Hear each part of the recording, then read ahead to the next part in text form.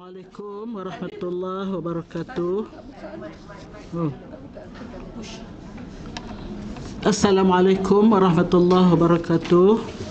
Bismillahirrahmanirrahim. Alhamdulillahirabbil alamin. Wassalatu wassalamu ala asyrafil anbiya'i wal mursalin wa ala alihi wa sahbihi ajma'in. Allahumma zidna ilman nafi'an warzuqna fahman la yazul. Allahumma aftah lana futuhal arifin wa faqihna fid din. Allahumma arina al-haqqa haqqan warzuqna ittiba'ah wa arina al-batila batilan warzuqna ijtinabah.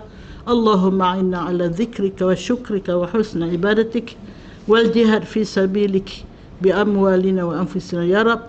Allahumma ij'al jam'ana hadha jam'an marhuma wa tafarruqana min ba'dihi tafarruqan ma'suma. Rabbana atina fid dunya hasanah wa fil akhirati hasanatan wa qina adzaban nar wa qina adzaban nar wa qina adzaban nar wa adkhilna al jannata ma'al muqarrabin ya aziz ya ghaffar ya rabbal alamin. Allahumma akhtim lana bi husnil khatimah ولا تختم علينا بسوء الخاتمة. اللهم ما قضيت لنا من أمر فاجعل عاقبته رشدا. وصلى الله على سيدنا محمد وعلى آله وصحبه أجمعين. سبحان ربك رب العزة عما يصفون وسلام على المرسلين والحمد لله رب العالمين. تقبل الله منكم. Rabbi syrah li sadri wa yassir li amri wahlul 'uqdatam min lisani yafqahu qawli. Yang dikasihi hadirat sekalian, apa khabar semua? Inilah kekasih-kekasih Allah, inilah insan-insan yang diperluaskan jalannya ke syurga, yang didoakan oleh para malaikat, oleh segala makhluk di langit, di bumi, di lautan, dalam tanah dan semua sekali, dan didoakan oleh tanah yang kita pijak, pakaian yang kita pakai, dan segala yang terlibat dengan kita semua akan menjadi saksi kehadiran kita ke taman syurga Allah. Doakanlah selalu, mudah-mudahan Allah perkuatkan lagi semangat kita untuk menjadi ahli taman syurga. Kita ke taman syurga di section 9 USJ 9. Saya section 9. Ni USJ 9. InsyaAllah kita akan ke Firdaus insyaAllah. Amin ya rabbal alamin. Jadi sebelum kita nak kongsi, sebenarnya kita ni dah sampai ke akhir tau. Ke akhir tajuk dia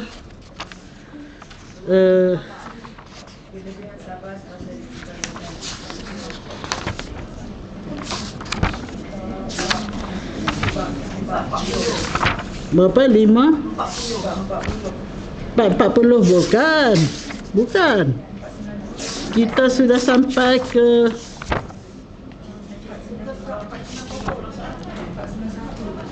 bukan. Saya ada catatan.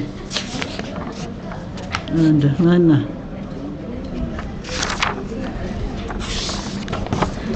Kita sampai 5 lebih ni.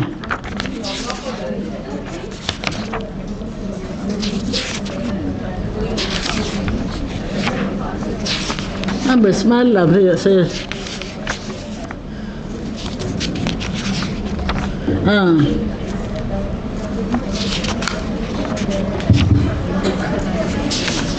2020 lah.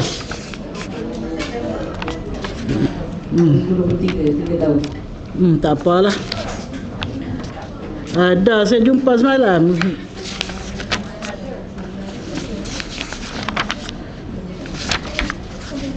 Tak apalah.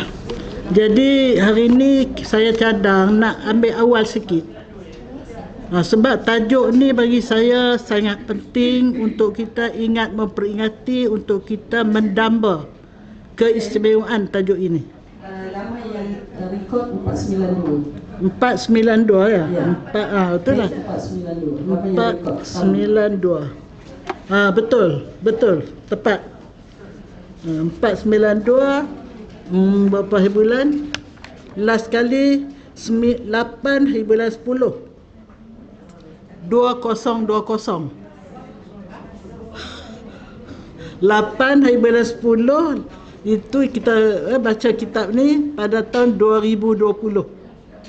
Lah ni 2023. 3 tahun lah. 3 tahun dah kita baca kitab. Kitab apa nama, Laluan ke Syurga tu. Tak baca kitab ni lah. Tetapi hari ni saya nak ke depan sikit pada muka surat 477. 477 berhubung dengan kelebihan sabar semasa ditimpa bencana. Bila saya baca isi kandungan, saya sudah dekat 10 tempat saya baca kitab ni. Tapi macam baru bila saya baca malam tadi. Bila saya study balik malam tadi, aku pun rasa lupa dah. Walaupun dekat 10 tempat saya mengajar kitab ni, dan di Damansara Utama dah tamat sepenuhnya. Tamat sepenuhnya tu pada tahun berapa ya? Damansara Utama, masjid apa yang dekat roundabout kecil tu? Tak ada tulis, tak payahlah, tak penting. Jadi maknanya saya baca yang ni, kita kena ingat memperingati untuk kita mendapat keistimewaan yang ada pada tajuk ini, tajuk sabar ya. Sebelum tu saya terbaca dalam handphone suatu luahan hati oleh seorang yang mengemas rumah orang yang meninggal. Agaknya tuan rumah tu duduk seorang ke? Sebab sekarang ni banyak duduk seorang. Partner dah pergi dahulu. Termasuk saya pun seorang.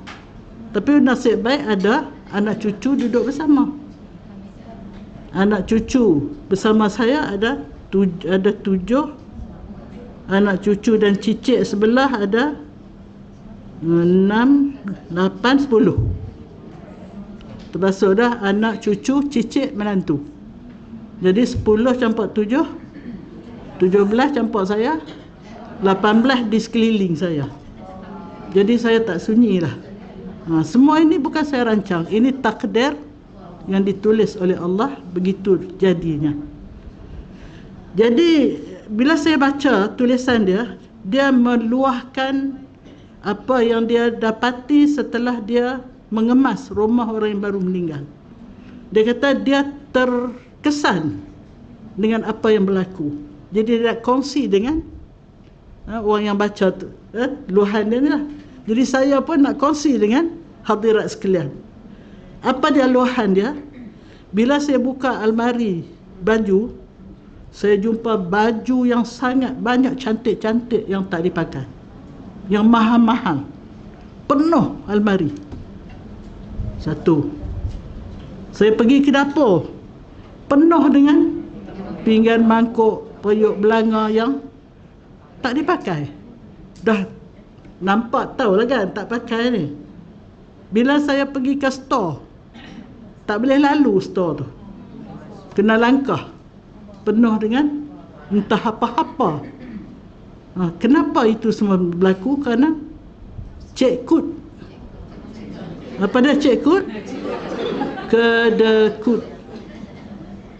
Jadi sebab itu, marilah kita balik lepas ni, cek rumah kita. Kita tak tahu entah besok, entah lusa kita dijemput. Jadi sebelum orang cek rumah kita dan mengeluarkan luahan yang kedua, kita sendirilah dulu cek. Sebab bila saya berjumpa dalam yang kita nak baca ni, siapa yang bangun di akhirat besok, dia menghadiahkan orang pakaian, maka dia akan diberi pakaian. Dia menjamu orang makanan, dia akan diberi makanan. Beri air, dia akan beri air. Bangun daripada kubur dahaga.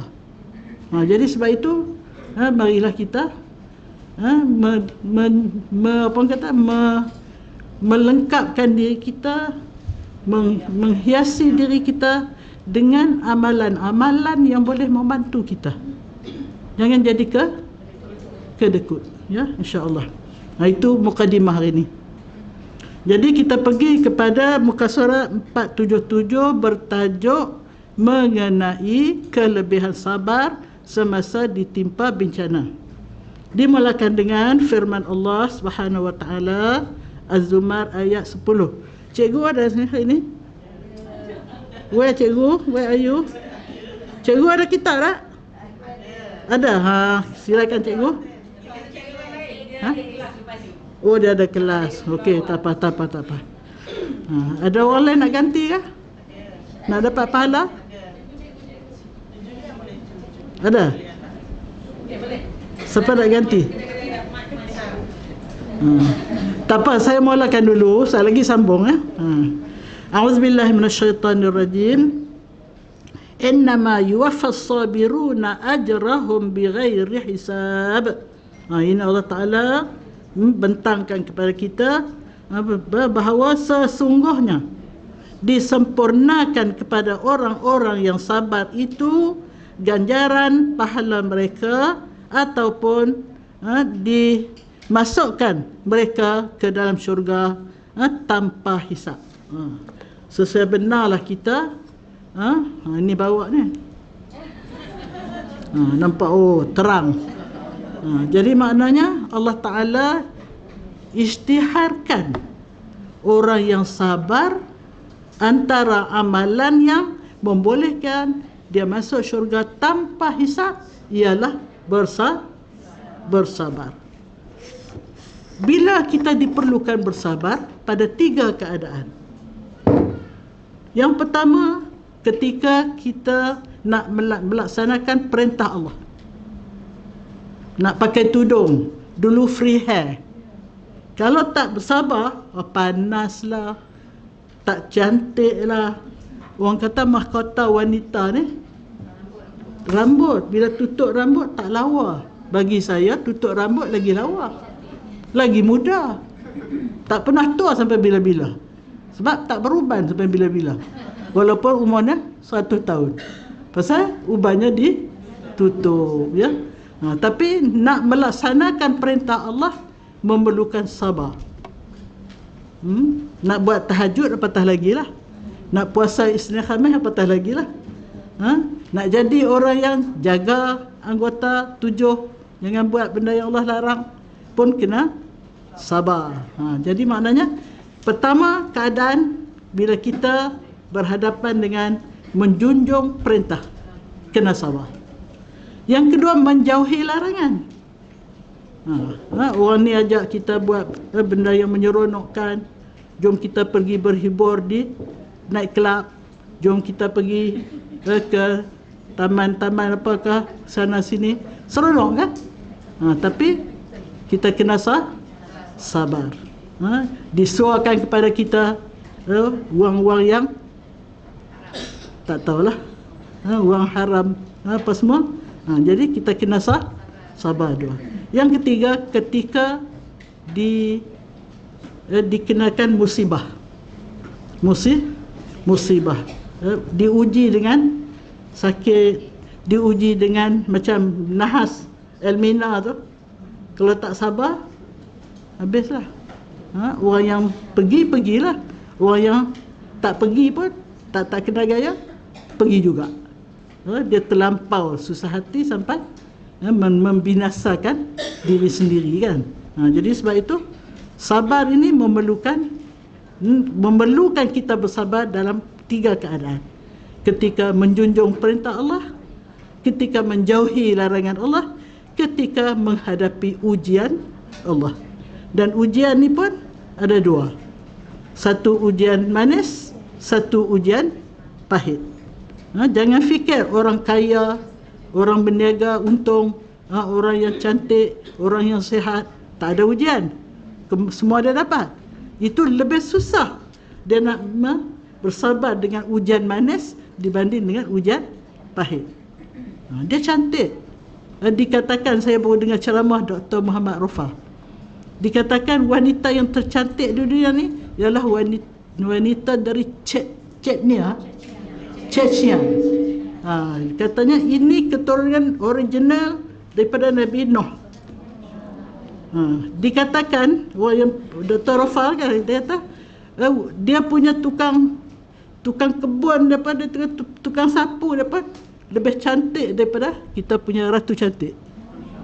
Siapa-siapa yang nak pergi melawat ciknya kena bawa isteri. Takut terpikat. Tu. Jadi maknanya anugerah yang manis tu ujian.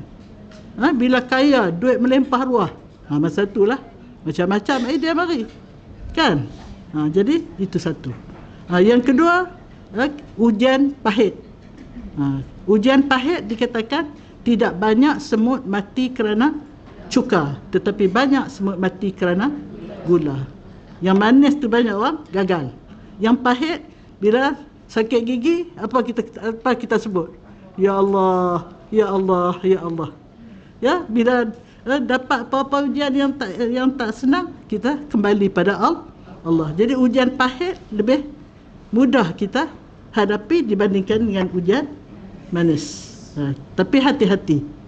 Kadang-kadang kadal faqru an yakuna kufra.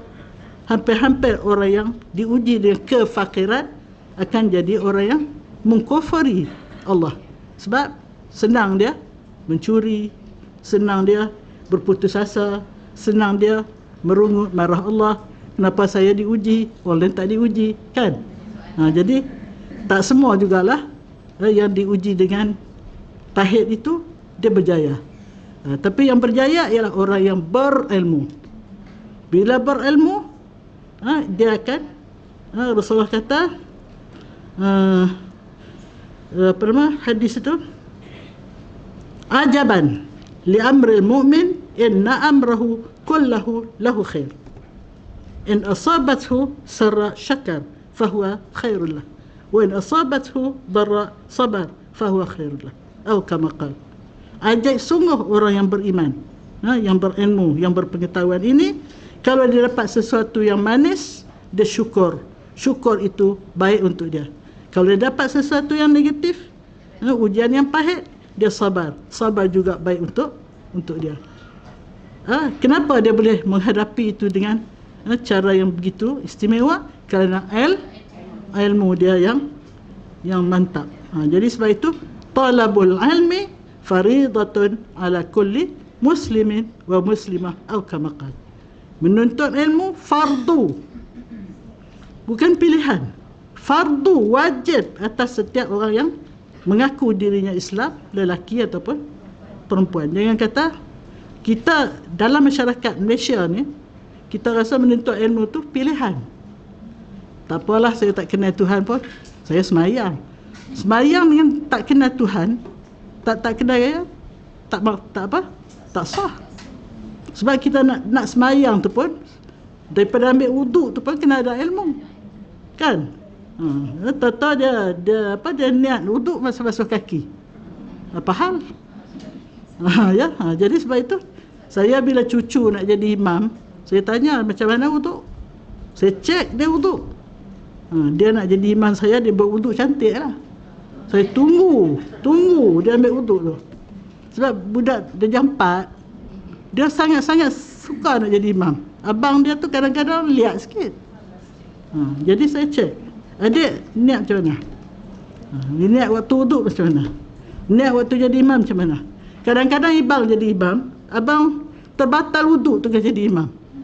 Dia duduk sebelah, dia ambil tempat abang dia. Lepas daripada sembahyang, saya tanya, adik ambil tempat abang jadi imam ni, adik niat macam mana? Adik niat dah, dia kata. Saja aku jadi imam kan Allah. Pandai kata. Belajar mana? Belajar bahasa darjah 3. Belajar darjah 4. Itulah kita hantar anak cucu ke sekolah. Jaiz ke? Jaiz ke Maiz? Jaiz ke? Jaiz. Serai. Dia belajar di sekolah. Jadi Masya Allah, dia dah tahu bagaimana dia nak lakukan bila dia berkena jadi imam ganti. Imam ganti.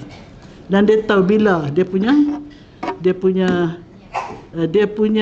rakaat itu diterima sebagai satu rakaat penuh. Semayang maghrib kemarin, abang dia tu batal wuduk kah? Dia lambat kah? Dia pergi, kami sudah tahiyat akhir. Lepas tu dia bangun. Sepatutnya maghrib dia 3 rakaat. Dia bangun lepas bagi salam, saya tanya, abang tambah berapa rakaat? Dia orang selalu tambah 1 ataupun 2. Sepatutnya abang tambah berapa rakaat? 4. Dia buat 4 rakaat. Yang pertama tak kira, sebab dia sudah tahiyat akhir. Dia kena start daripada rakaat pertama. Jadi dia buat 4 rakaat. Dia pun nganga. Sembahyang lain lah dia kata. Tu yang abang. Jadi itulah. Maknanya kita kena cek dari semasa ke semasa. Dan jangan kita berat mulut untuk nak ajak anak cucu sembahyang. Jangan kita kira diri kita aja. Aku sembahyang. Yang anak cucu duk tengok TV. Rogi. Biarlah cucu darjah 3 pun kalau dia cukup. Dia punya syarat rukun, dia tahu semua. Kita makmum dengan dia. Itu.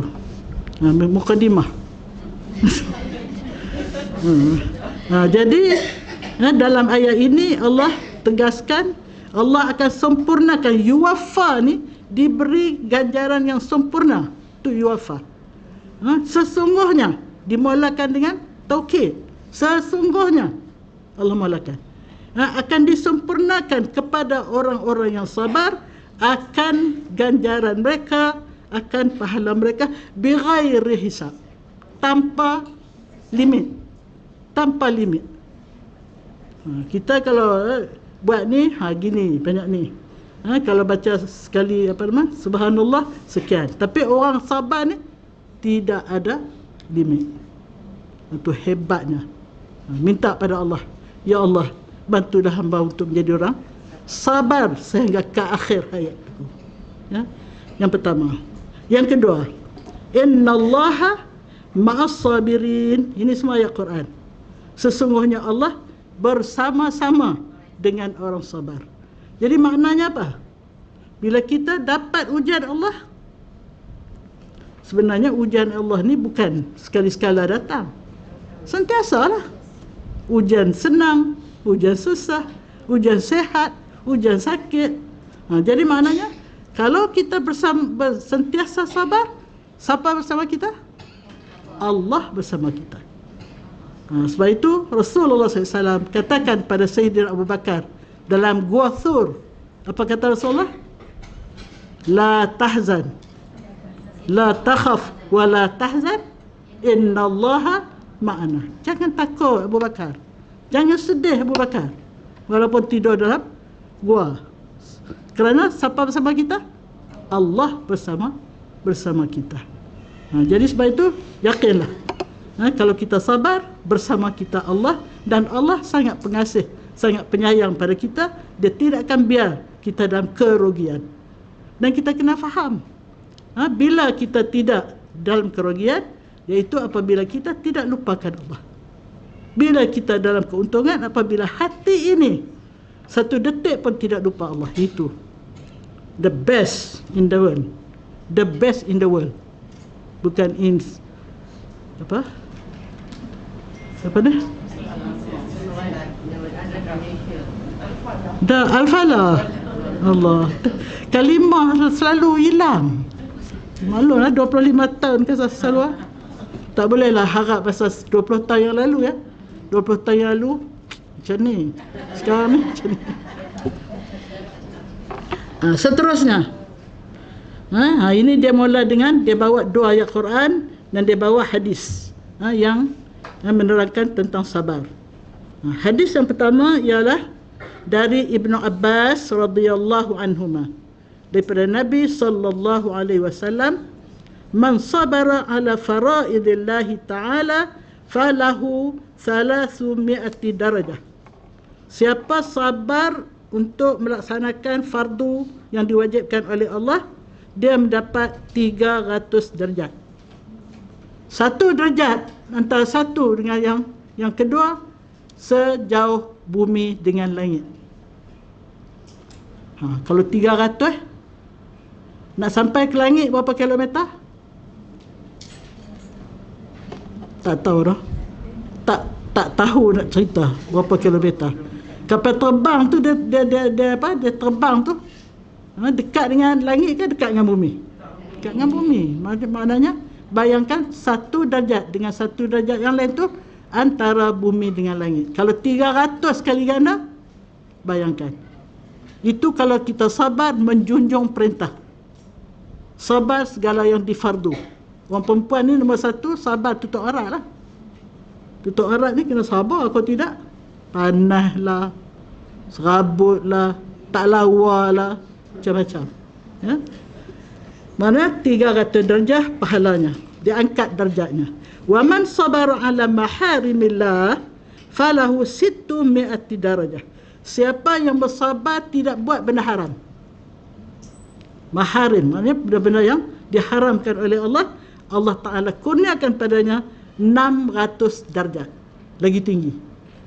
Rupanya nak menjauhi larangan ni lebih susah daripada melaksanakan suruhan.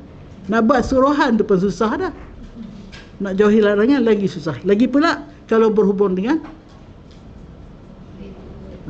ini kalau mai depan mata tawar sekian-sekian, kelabu.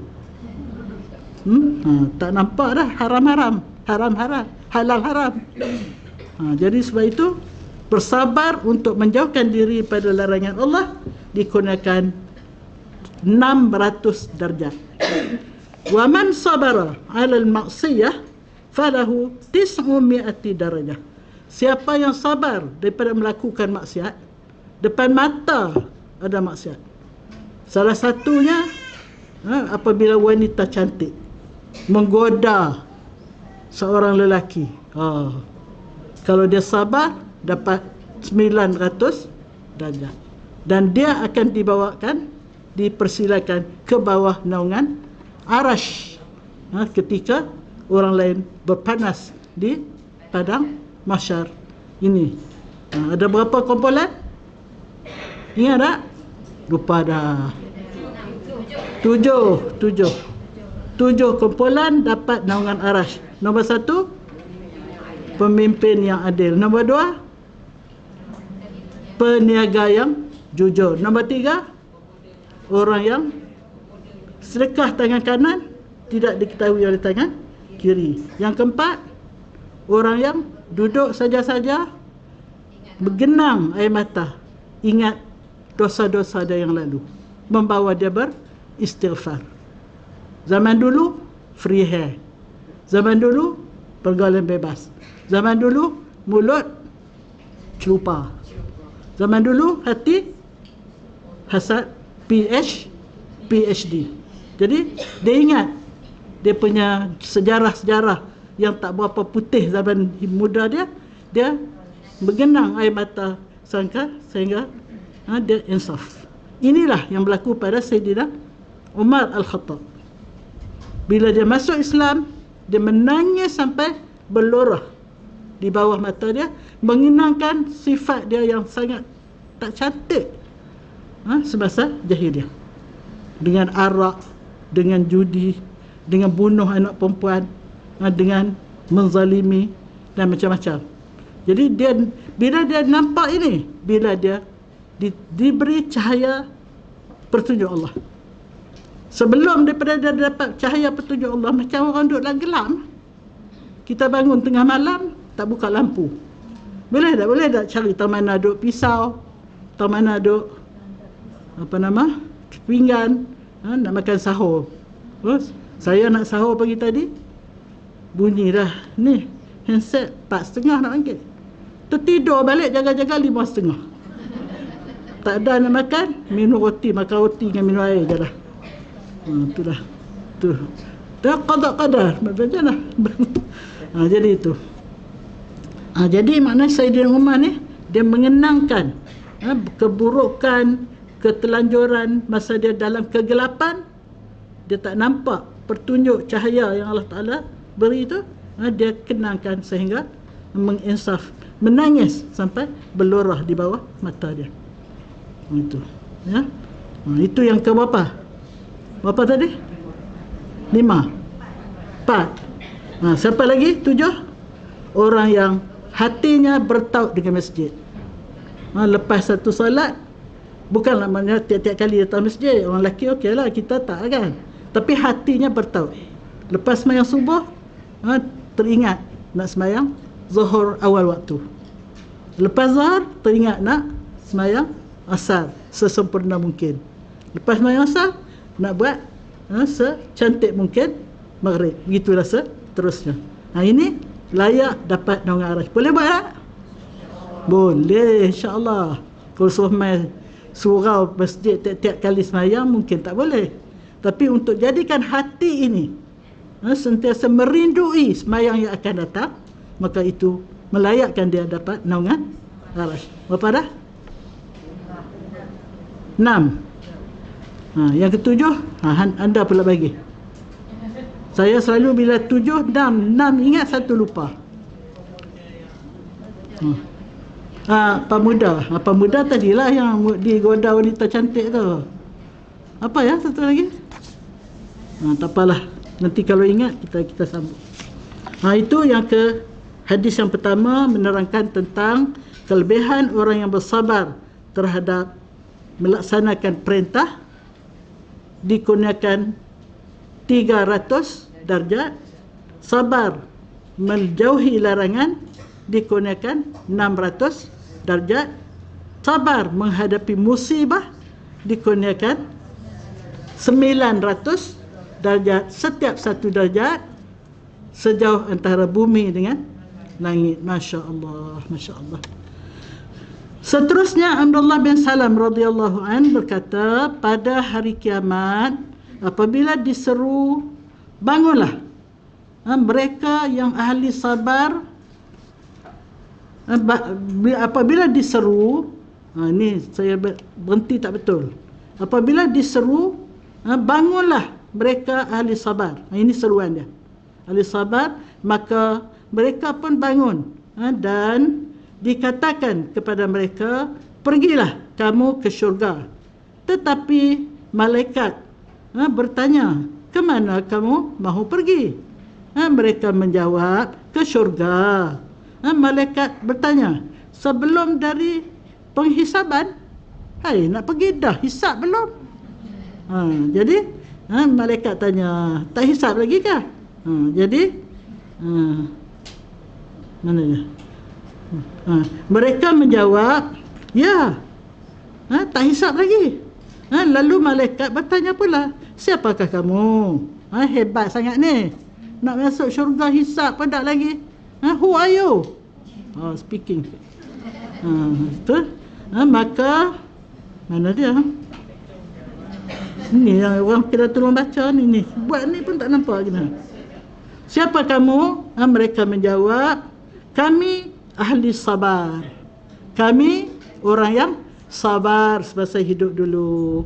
Ya, kami ahli sabar. Mana dia? Kami ahli mana dia? Ya. Ada volunteer seorang boleh baca. Silakan. Tolong nanti saya publish dia. Tadi. Boleh. Bagaimanakah kesabaran kamu? Mereka menjawab, kami sabar menjalankan amalan-amalan ketaatan kepada Allah Ta'ala. Kami sabar tidak bermaksiat kepada Allah Ta'ala, dan kami sabar menghadapi bencana dan kedukaan di dunia. Malaikat pun berkata, Salamun alaikum bima sabartum fa ni'ma uqbad dar. Jadi bila mereka menjawab pada malaikat, kami sabar pada 3 keadaan tadi kan. Sabar menjunjung perintah, sabar menjauhi larangan, sabar menerima musibah. Maka malaikat terus mengalu-ngalukan mereka. Salamun alaikum. Kita assalamualaikum. Boleh tak nak guna salamun alaikum? Boleh? Boleh. Nanti saya datang lain kali saya nak guna salamun alaikum. Ya. Sejahteralah ke atas kamu semua wahai orang yang sabar, bima sabatum, dengan sebab kamu tu dulu bersabar semasa di dunia. Fa ni'ma uqbad dar, senikmat-nikmat akibat, senikmat ganjaran ialah orang yang fa ni'ma uqbad dar, senikmat-nikmat akibat, maksudnya tempat yang akan diletakkan orang sabar ni. Maknanya syurga lah. Apa dia terjemah sini? Sebaik-baik balasan adalah kampung akhirat. Apa sebab kampung akhirat? Sebaik-baik balasan terlalu istimewa. Nak makan, makanan datang. Nak cantik, serta-merta bertukar, tak payah pergi salon. Nak segar, sentiasa segar. Tak mau tua, memang tak tua. Akan bangun seperti umur 33. Balik tengok gambar 33 dulu. Kenal ke tak? Mungkin tak kenal.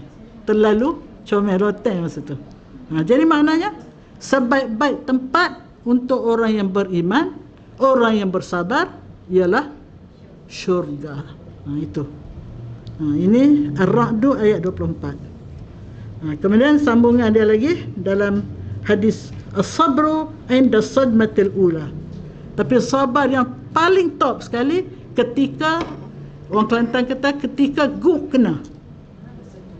Ada orang Kelantan? Saya bersyarah di Kelantan dulu, senang saya kata gitu. Sabar yang paling top masa guk kena tu. Macam peristiwa kapal terbang tu. Bagi keluarga yang dapat berita tu, bila dia dapat saja perkataan pertama menceritakan peristiwa berlaku, dia sabar. Dia sabar. Dan terus inna lillah wa inna ilaihi raji'un. Dia tidak akan meraung, tidak akan menyalahkan. Dan bagi saya, andainya yang di atas kapal terbang tu memang orang yang baik, syahid dia orang. Kalau tak baik pun, cara kematian tu ialah cara syahid. Tapi dia punya perkiraan tu terpulang kepada amalan lah. Jadi jangan kita hadapi benda yang negatif dengan cara yang merugikan. Hadapilah apa saja dengan jiwa yang positif, yakin Allah tidak akan menginayai kita. Segala yang berlaku itulah yang terbaik untuk kita. Itu yang terbaik untuk kita.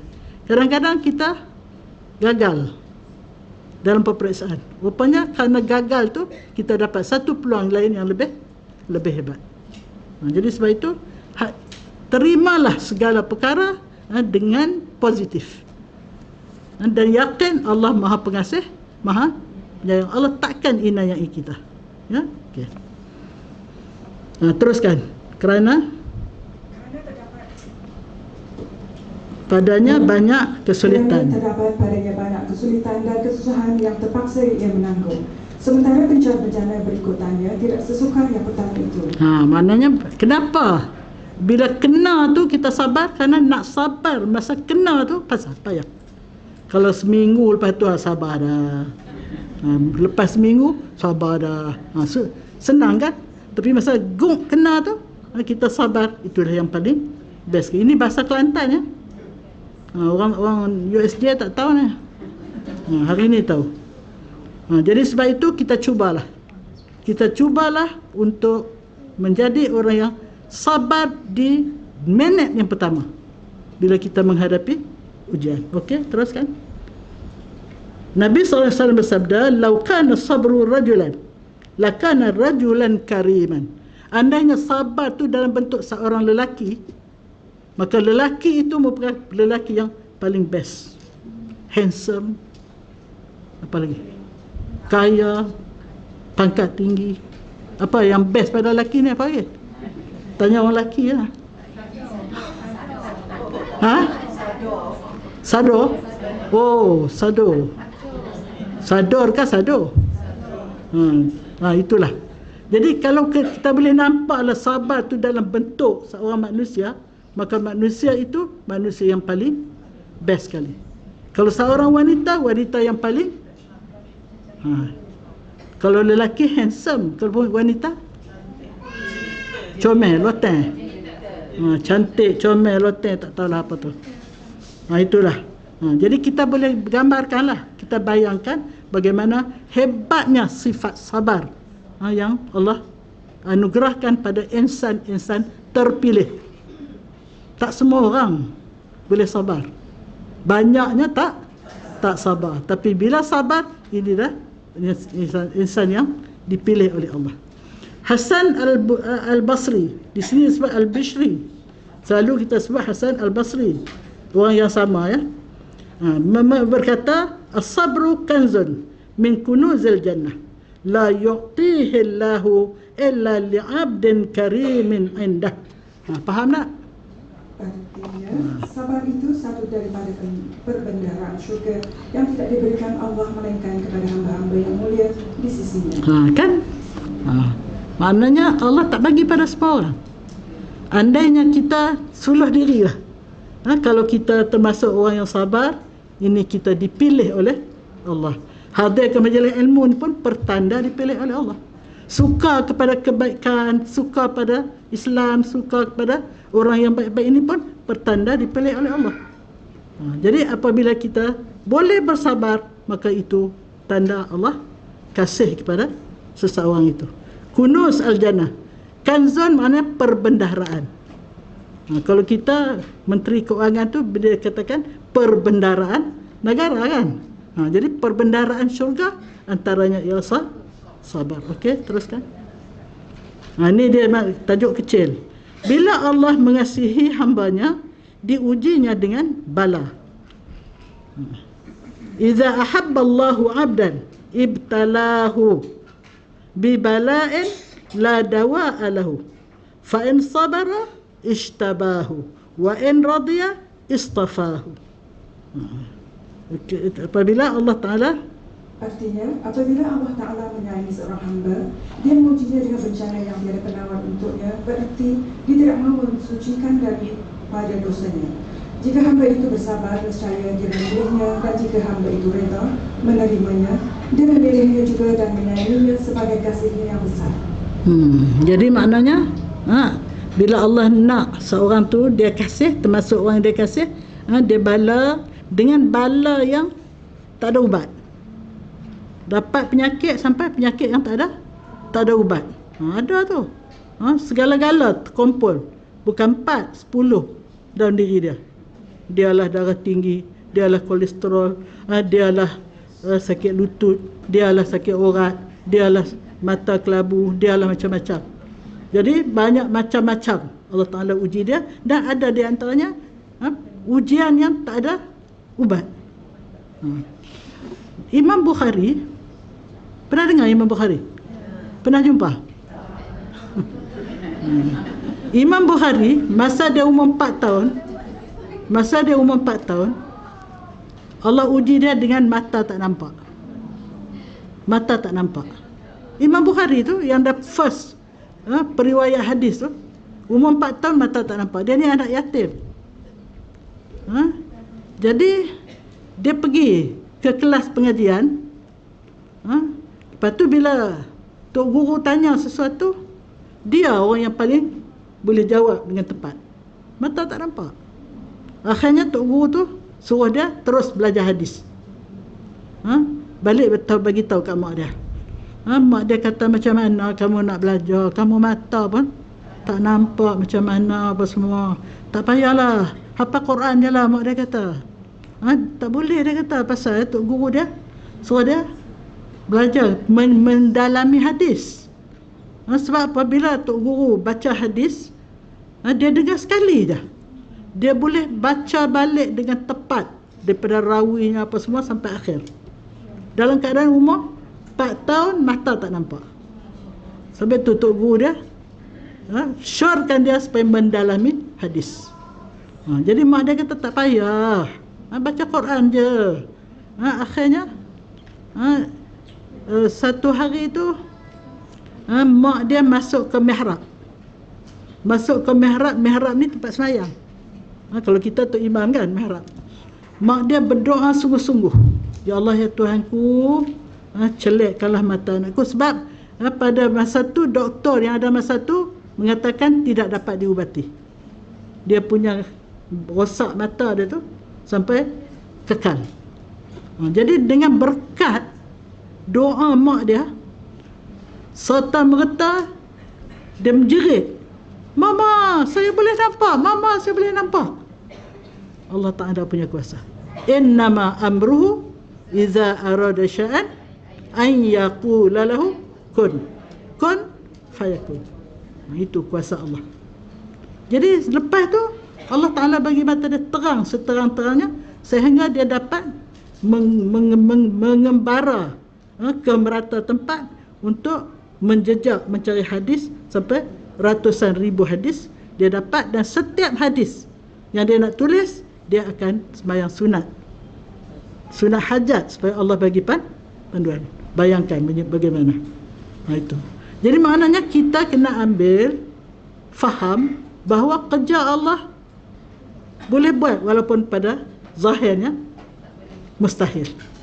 Inilah yang berlaku pada doktor pakar mata di sebuah universiti di Madinah. Tidak Islam, dia free thinker. Tiba-tiba Allah uji anak dia dengan saluran darah sempit. Anak dia. Jadi anak dia tu biru seluruh badan. Doktor pakar berkerumun, semua tak boleh buat apa. Kalau nak bedah pun kena buat pembedahan yang berkali-kali. Nak bedah macam mana saluran darah sempit. Akhirnya dia pun bingung. Dia doktor mata, tapi nak ubat anak dia tu doktor lain lah. Bila dia bingung, tak tahu nak buat apa, dia keluar daripada bilik tu. Dia berjalan-jalan, dia ternampak satu tempat nama dia musalla. Dia free thinker, mana pernah masuk. Bila masuk tu, tak ada apa pun. Yang ada sejadah, yang ada Quran. Dia ingat ada apa dalam tu. Akhirnya dia ambil sejadah, dia duduk atas sejadah tu, dia angkat tangan. Dia kata, wahai Tuhan, kalau engkau benar ada, buktikan, sembuhkanlah anakku. Dalam 10-15 minit dia buat tu, dia balik ke bilik pembedahan anak dia tu. Bila dia balik, dia tengok semua doktor-doktor yang nak buat tu relax, pakat duduk atas kursi. Yang anak dia tu bangkit duduk dalam keadaan wajahnya ceria. Serta-merta Allah bagi kesihatan, akhirnya dia masuk Islam. Tapi isterinya tak mau masuk Islam. Dia tak apa, dia sanggup korbankan keluarga dia demi dia nak menjunjung perintah Allah, nak menjadi Muslim. Akhirnya dia kahwin dengan orang Arab lah, orang Islam. Ini berlaku kisah benar di Madinatul Munawwarah.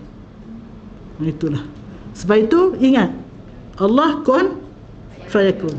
Jangan kata ada benda mustahil di sisi Allah, tak ada. Di sisi Allah semuanya boleh. Jadi kita saja kena kuat semangat. Sebab itu saya walaupun macam ni, saya tak malu. Setengah orang dah tua malu nak pakai tungkat, takut nampak tua. Dah tua, macam mana tak nampak tua? Kita terima realiti lah kan. Jadi datang nak kena pergi bilik air, nak buat macam mana? Dah kena pergi. Malu apa?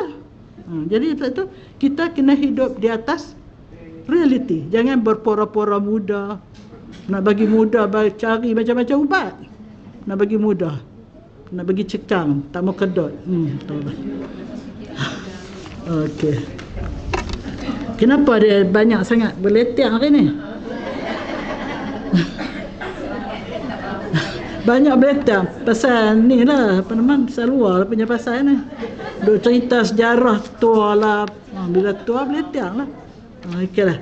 Jadi kita sekarang ni sudah pukul 11 tepat. Masya Allah. Begitulah kehendak Allah. Saya tak tengok jam pun. Jadi kita berhenti takat tu dulu lah ya.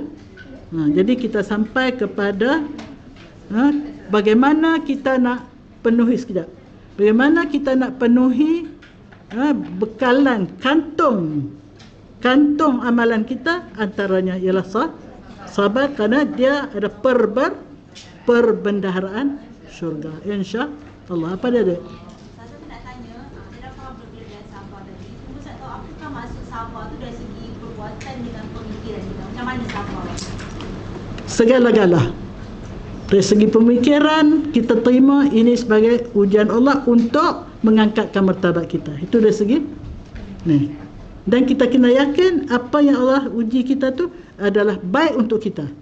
Nak jadi baik, bagaimana kita menerima ujian tu. Itu dari segi akal. Dari segi hati, redha dengan apa yang ditakdir Allah. Ar-ridha bima yuqaddiruhu Allah, redha dengan apa yang ditakdirkan oleh Allah. 1/4 daripada kesempurnaan iman. Dia ada 4. 1 daripada 4 tu ialah redha dengan takdir Allah. Apa 3 lagi?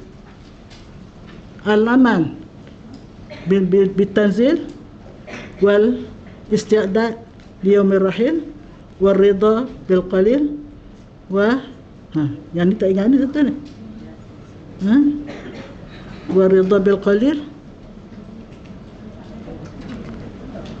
al-khauf min al-jalil. Ingat ni. Takut kepada Tuhan yang Maha Tinggi, beramal dengan kitab yang diturunkan untuk panduan, redha dengan apa yang ditakdirkan walaupun sedikit, walaupun negatif, dan yang keempat, bersiap sedia untuk menghadapi alam yang akan kita pergi, alam tempat yang kita pergi. Okey.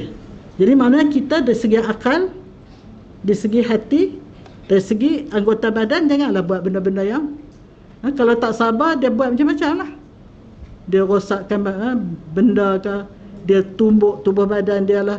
Arab tu dia koyak baju lah, kerana terlampau protes, terlampau orang kata nak ekspreskan dia punya perangai huduh. Perangai huduh. Okey, jelas. Okey. Okey, jadi kita sabar, kita berhenti dekat tu, insya-Allah kita akan sambung lagi. Terima kasih. Siapa yang baca tadi?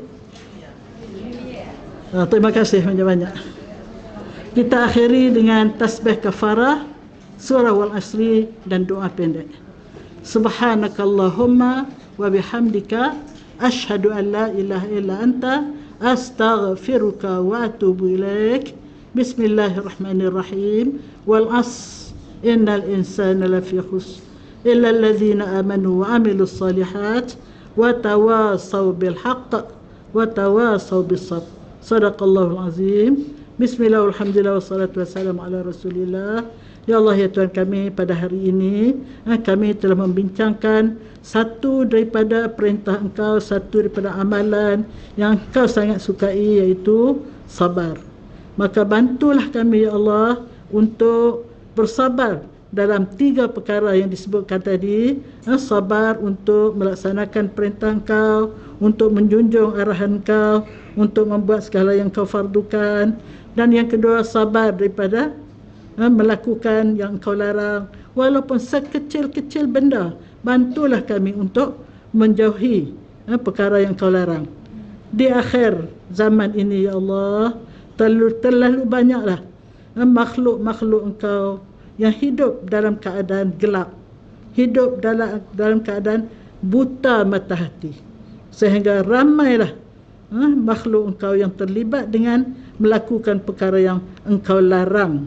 Ya Allah, ya Tuhan kami, maka bantulah kami ya Allah untuk menjauhi sejauh-jauhnya apa yang Kau larang kami melakukannya, melakukan sebaik-baiknya apa yang Kau perintah kami lakukan, dan kami dapat melakukan kesabaran apabila kami diuji dengan musibah dan sebagainya. Ya Hayyu ya Qayyum bi rahmatika nastaghith aslih lana sya'nana kullaha wa la takilna ila anfusina tarfata 'ain wa la aqalla min dhalika ya ni'mal mujib. Hasbunallah wa ni'mal wakil wa la hawla wa la quwwata illa billahil 'aliyyil 'azim. Rabbana atina fid dunya hasanah wa fil akhirati hasanatan wa qina adzaban nar wa adkhilna al jannata ma'al muqarrabin ya aziz ya ghafar ya rabbal alamin. Allahumma akhtim lana bi husnil khatimah wa la takhtim alaina bi su'il khatimah. Allahumma ma qadayta lana min amrin faj'al 'aqibatahu rashada. Wa sallallahu ala sayyidina Muhammad wa ala alihi wa sahbihi ajma'in. Subhana rabbika rabbil izzati amma yasifun wa salamun alal mursalin walhamdulillahi rabbil alamin. Taqabbalallahu minkum.